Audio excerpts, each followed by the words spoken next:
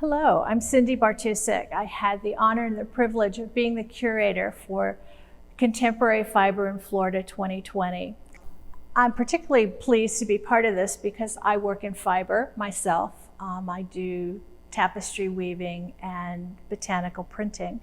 So it's very exciting to me and inspiring to see what other artists are doing with textiles. This is a statewide exhibition. We have artists showing work from Tallahassee to Sunrise and all points in between.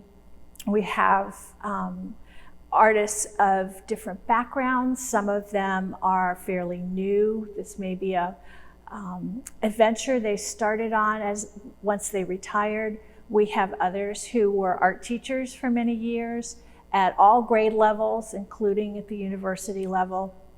We have artists for whom this is one of their very first opportunities to show their work, as well as a couple of artists whose work has been featured on the covers of national art magazines. So it's really a very diverse group of artists, which I find very exciting. Artists in all mediums are taking the tools and materials of fiber, yarn, fabric, and the techniques, the stitching, the knitting, crocheting, and turning them into pieces that really make a social statement, that promote environmental interests and concerns, that tell their own personal stories, sometimes very touching stories. And so we have all of that reflected here. I think one of two of the most interesting pieces we have, this is by Amy Gross from Delray Beach, and it's called Silver Bees Adapting. And it's a wonderful installation. When you first look, you really wonder, how is this a fiber art piece? But then you see it's embroidery. And it's just astonishing and makes a huge statement. The other fascinating piece to me is by Cassia Kite.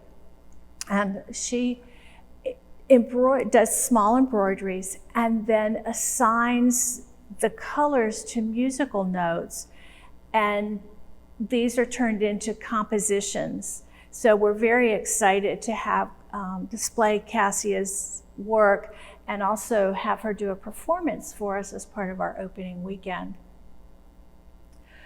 It's a quilt by Jim Smith and Andy Brunhammer. Really is a reflection of their reality as longtime HIV survivors. I'm really excited that we have a variety of pieces. Some are very calming to look at, some are very practical. Stephen Sidlinger's just stunning little handmade books of the 7 deadly sins are just absolutely incredible. And it's such a variety. As curator, one of my challenges was to look through the more than 170 pieces we had submitted and select a variety of pieces that showed not only the conceptual thinking and the technical skills of the artists, but also looked at the innovation. What are they showing about where fiber art is at this point?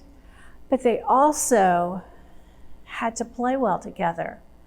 There had to be a visual coherence in choosing pieces that, once they were on the wall, on the pedestals, really looked like, even though they were made by different artists, most of whom have never met, they all look like they belong together.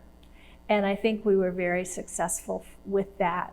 So again, I really thank Florida CraftArt for this opportunity and for all their help in making this happen, and to all of the artists who submitted work for consideration, because without all this incredible talent from the state of Florida, we would not be here today. So thank you very much.